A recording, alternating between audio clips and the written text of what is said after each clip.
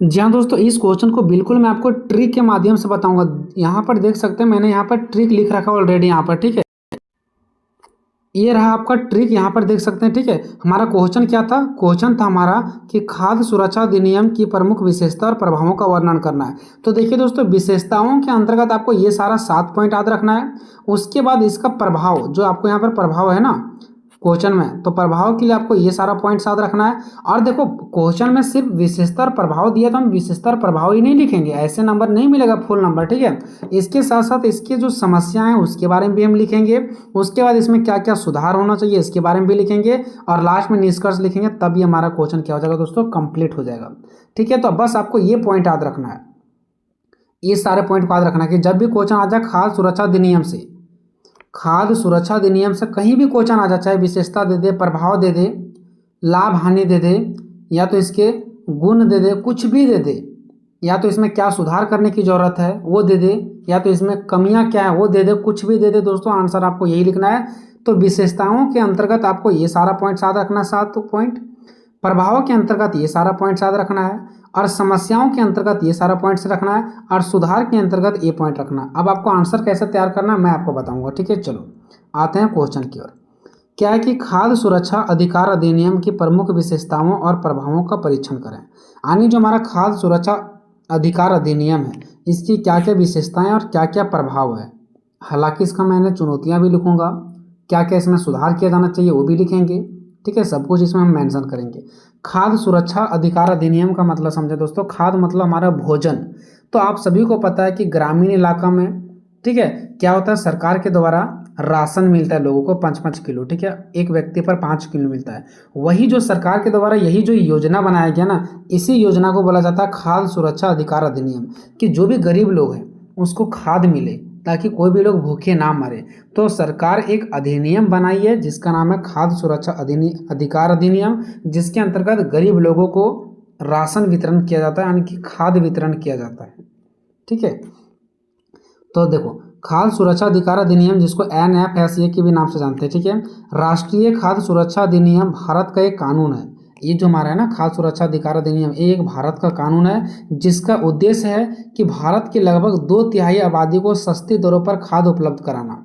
2/3 का मतलब हो गया दोस्तों कि अगर हमारा देश में 3 लोग हैं तो उसमें से 2 लोगों को राशन दिलाना, क्योंकि हमारे देश में गरीबी ज़्यादा है, तो कम से कम 3 लोगों में से 1 लोग अमीर होंगे, तो कम से कम 2 लोगों तक हमारा राशन पहुंचना चाहिए, ठीक है। अगर मान लो कि हमारे देश में 90 व्यक्ति हैं तो 60 व्यक्तियों तक हमारा राशन पहुंचना चाहिए। तो 2/3 आबादी को बिल्कुल मुफ्त में, या तो फिर बोल सकते हैं सस्ती दरों पर, बिल्कुल कम कीमत पर गरीबों को भोजन उपलब्ध करवाया जाता है, यानी खाद्य उपलब्ध करवाया जाता है।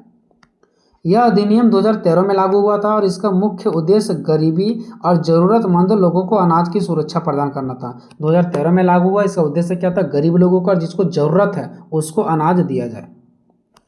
इसके तहत लाभार्थी, लाभार्थी मतलब जो व्यक्ति को लाभ मिल रहा है, यानी कि जिसको चावल मिल रहा है, गेहूँ मिल रहा है, यानी जिसको खाद मिल रहा है, ठीक है। तो इसके तहत लाभार्थी परिवार को हर महीने निश्चित मात्रा में, यानी हर एक महीना में, आप लोग देखते होंगे डीलर के पास ग्रामीण इलाका में हर एक व्यक्ति को 5 किलो अनाज मिलता है। अगर हम 4 व्यक्ति हैं एक राशन कार्ड में तो 20 किलो अनाज मिलेगा। तो हर महीना में कुछ गेहूँ, चावल और अन्य खाद्यान्न सस्ती दरों पर हमें दिया जाता है डीलर के द्वारा, और वो भेजती कौन है, सरकार के द्वारा भेजा जाता है। आप देखते हैं कभी गेहूँ मिलता है, कभी चावल मिलता है, कभी नमक मिलता है, ठीक है। अब देखते हैं खाद्य सुरक्षा अधिकार अधिनियम की प्रमुख विशेषताएं। तो इसकी निम्नलिखित विशेषताएं हैं। खाद्य सुरक्षा अधिकार अधिनियम जो 2013 है, 2013 बार बार आएगा दोस्तों, क्योंकि 2013 में ही लागू हुआ था। देखो इसकी विशेषता क्या है। पहला कि महिलाओं का अधिकार, इसमें आप देखते होंगे राशन कार्ड के सबसे ऊपर मुखिया का नाम महिलाओं का ही होता है।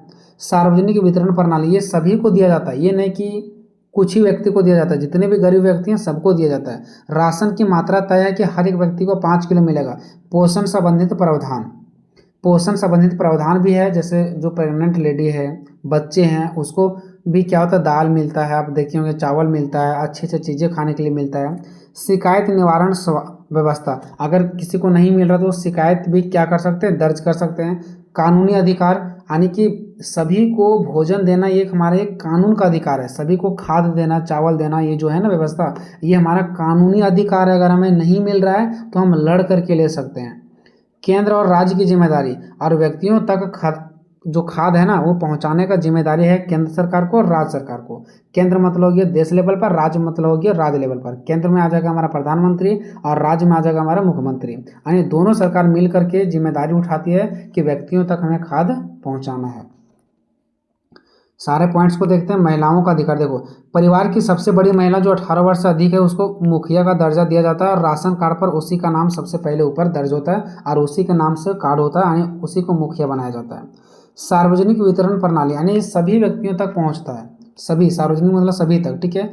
अधिनियम के तहत ग्रामीण क्षेत्रों में 75% और शहरी क्षेत्रों में 50% आबादी को सार्वजनिक वितरण प्रणाली के माध्यम से खाद्यान्न उपलब्ध कराए जाते हैं। यानी ग्रामीण क्षेत्रों में थोड़ा सा गरीबी ज़्यादा होता है, तो जो ग्रामीण इलाका है ना उसमें 75% और जो शहरी इलाका है उसमें 50% तक क्या होता है, खाद्यान्न पहुँचाया जाता है और लोगों को मदद किया जाता है। राशन की मात्रा, प्रत्येक लाभार्थी को प्रति माह हर एक महीना में 5 किलोग्राम खाद्यान्न दिया जाता है। अब 5 किलो में गेहूं हो सकता है, चावल हो सकता है, ठीक है, मोटा लिखा गया सॉरी, आटा हो सकता है, अनाज कोई भी अनाज हो सकता है, ठीक है। और रियायती दरों पर, रियायती का मतलब ये सस्ते कीमत पर दिया जाता है। चौथा देखते हैं पोषण संबंधित प्रावधान। देखो, गर्भवती महिला हो गया, स्तनपान कराने वाले माताओं हो गए हैं, बच्चे जिसकी उम्र 6 से 14 वर्ष तक है, ये सभी को पौष्टिक भोजन का भी प्रावधान है। देखना कि प्रेग्नेंट लेडीज वगैरह जो रहता है उसको आंगनबाड़ी वगैरह से कुछ मिलता है सामान, तो पोषक तत्व उस टाइम उसको दिया जाता है क्योंकि उस टाइम उसको पोषक तत्वों की कमी होता है, ज़रूरत होता है। चलो चौथा पॉइंट खत्म हो गया। आते हैं पाँचवा, शिकायत निवारण व्यवस्था। इसमें शिकायत की भी व्यवस्था किया गया कि अगर आपको नहीं मिल रहा तो शिकायत कर सकते हैं। खाद्य वितरण को सही रूप से और जिम्मेदारी सुनिश्चित करने के लिए, सही ढंग से चलाने के लिए शिकायत निवारण प्रणाली का भी प्रावधान किया गया है। कानूनी अधिकार, ये हमारा कानून का अधिकार है, ये नहीं कि सरकार अपने घर से दे रही है, अगर मुझे नहीं मिल रहा तो हम लड़ सकते हैं, ठीक है। तो खाद्यान्न प्राप्त करना एक कानूनी अधिकार बनाया गया है जिसमें अधिक खाद्यान्न ना मिले तो खाद्य सुरक्षा भत्ता देने का प्रावधान है। अगर हमें खाद्य सुरक्षा नहीं मिल रहा है ना तो हम सरकार का ये कर्तव्य है कि वो हमें क्या करेंगे, खाद देंगे। नेक्स्ट है सातवां, केंद्र और राज्य जिम्मेदारी, यानी कि कोई भी व्यक्ति तक अगर खाद पहुंचता तो उसका जिम्मेदार कौन होगा, केंद्र सरकार होगा, राज्य सरकार होगा। खाद्यान्न आवंटन एवं वितरण की जिम्मेदारी केंद्र व राज्य सरकारों को पर संयुक्त रूप से होगा, यानी कि खाद का बंटवारा जो होता है ना वो केंद्र सरकार पर इसका जिम्मेदारी जाता है और राज्य सरकार पर जाती है। जैसे बांटना आप लोग बांटिए। नेक्स्ट है खाद्य सुरक्षा अधिनियम के प्रभाव। अब मान लो कि सरकार ठीक है दे रही है, भोजन दे रही है, यानी कि चावल गेहूं आटा सब कुछ दे रही है, यानी कि खाद्य दे रही है, ठीक है, खाने के लिए, तो इसका प्रभाव क्या है, तो व्यक्ति को क्या हो रहा है, गरीबी दूर होगा, व्यक्ति भूखे नहीं मरेंगे, यही सब इसका प्रभाव होगा ना। तो उसका प्रभाव को देखेंगे तो इसका निम्नलिखित प्रभाव है। भूख में कमी, लोग भूख से नहीं मरेंगे, भूख में कमी होगा। निर्धनता में कमी, गरीबी में कमी होगा। महिला सशक्तिकरण, आप लोग देख रहे होंगे राशन कार्ड के ऊपर महिला का नाम होता है, तो कहीं ना कहीं महिला को थोड़ा सा बल मिल रहा है, इसी को बोला गया सशक्तिकरण। स्कूल में नामांकन, बच्चों लोगों को देखते होंगे सरकारी स्कूल में भोजन मिलता है, तो इससे क्या हो रहा है, स्कूल में बच्चे लोग जा रहे हैं, नामांकन ले रहे हैं और उपस्थिति में सुधार हो रहा है, मतलब अधिक मात्रा में बच्चे लोग उपस्थित हो रहे हैं स्कूलों में। तो ये सब चीज़ इसका प्रभाव देखने को मिला भोजन मिलने से, खाद मिलने से। तो इस अधिनियम के बाद लाखों लोगों को नियमित रूप से खाद्यान्न उपलब्ध हो पाया, जिसकी वजह से भूख की समस्या जो उल्लेखनीय कमी देखने को मिला, यानी भूख की जो कमी हो गया, ठीक है, यानी कि जो पहले भूख की समस्या ज़्यादा था ना वो भूख की समस्या में अब थोड़ा धीरे धीरे कमी आने लगा। निर्धनता में कमी, गरीबी में कमी, है ना, गरीब परिवारों को हर माह सस्ते दर पर अनाज मिलने लगा है, ठीक है, उसकी वजह से उसको कम खर्च होने लगा है और इससे क्या हो गया, उसको जो आर्थिक स्थिति यानी कि गरीबी है ना वो कम हुआ है और आर्थिक स्थिति में सुधार हुआ, यानी कि विकास हुआ है। महिला सशक्तिकरण, राशन कार्ड पर महिला मुखिया के नाम का प्रावधान लाकर महिलाओं को आर्थिक और सामाजिक का पहचान दिया है, इससे महिलाओं का पहचान बढ़ा है। चौथा है कि स्कूली नामांकन और उपस्थिति में सुधार। मिड डे मील, जो स्कूलों में भोजन मिलता है बच्चों लोग को, ठीक है, उसी का नाम है मिड डे मील। योजना के तहत बच्चों को स्कूल में भोजन मिलने से क्या होता है पता है, स्कूल में नामांकन और उपस्थिति दोनों में वृद्धि हुई है। बच्चे अधिक से अधिक मात्रा में नामांकन ले रहे हैं और जा रहे हैं स्कूल ताकि खाने को मिल जाए, और विशेषकर इसको फायदा कौन लोगों को हुआ है, बालिकाओं को, यानी कि लड़कियों को ज़्यादा फायदा हुआ है, ठीक है, क्योंकि लड़कियों को पहले भेजा नहीं जाता था स्कूल, अब भेजा जा रहा है। नेक्स्ट, अधिनियम से उत्पन्न समस्याएं। अब ये अधिनियम तो सरकार बना दी कि सब तक पहुंचेगा, लेकिन क्या सब तक पहुंच रही है, और अगर पहुंच भी रही तो बीच रास्ता में चावल घट क्यों रहा है, भ्रष्टाचार की समस्या है ना। तो बहुत सारे समस्याएं हैं जिसको हम लोग आलोचनाएं भी कह सकते हैं। तो पहचान देखो, पहचान में गलतियां क्यों हो रही है, जिसको राशन मिलना चाहिए उसको मिल ही नहीं रहा है, जिसको नहीं मिलना चाहिए उसको मिल रहा है। तो सरकार अच्छे रूप से पहचान नहीं कर पा रही है कि कौन व्यक्ति गरीब है कौन नहीं है।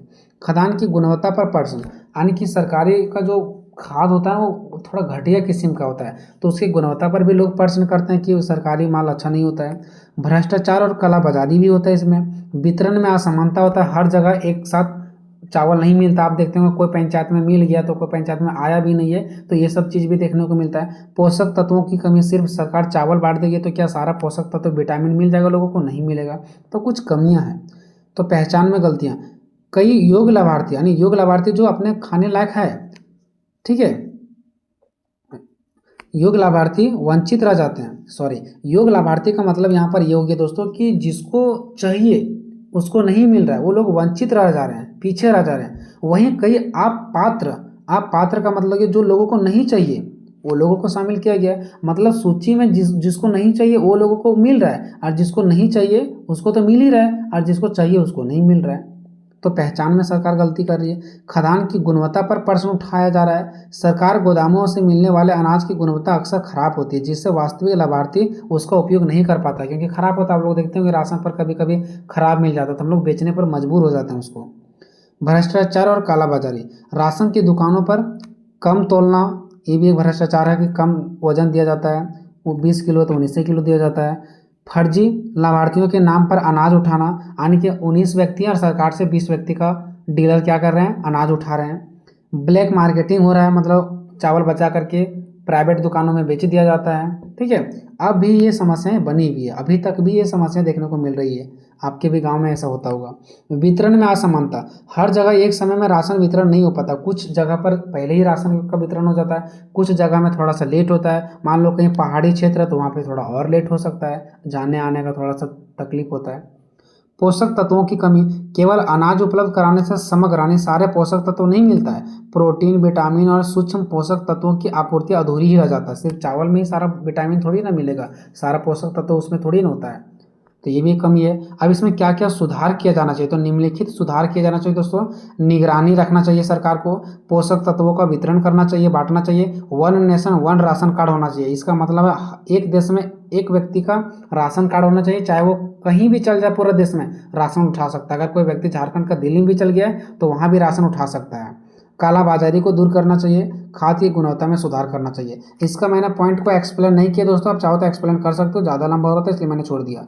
आप निगरानी रखना, ये हेडिंग बना सकते हो और लिख सकते हो कि सरकार को खाद्य वितरण के मामले में निगरानी रखना चाहिए। ऐसे ही करके सारा पॉइंट्स को आप एक्सप्लेन भी कर सकते हैं, ठीक है। आते हैं निष्कर्ष पर।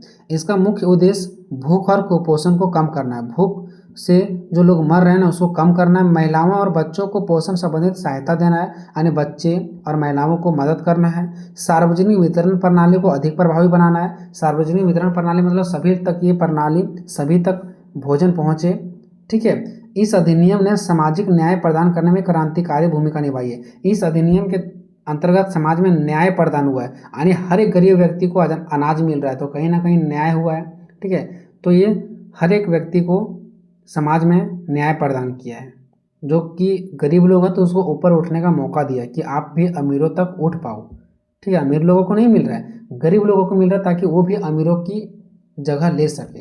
तो समाज में न्याय दिलाने का काम कर रही है कौन, ये जो हमारा अधिनियम है, खाद्य सुरक्षा अधिकार अधिनियम, ठीक है दोस्तों। और भी सारे वीडियो का लिंक डिस्क्रिप्शन में है, आप जाके देख सकते हैं। और एक महासंग्राम वीडियो आएगा जिसमें सारा क्वेश्चन का आंसर हम एक ही में करेंगे। तो वीडियो को अधिक से अधिक दोस्तों में शेयर कीजिए। मिलते हैं नेक्स्ट में, तब तक जय हिंद, जय भारत।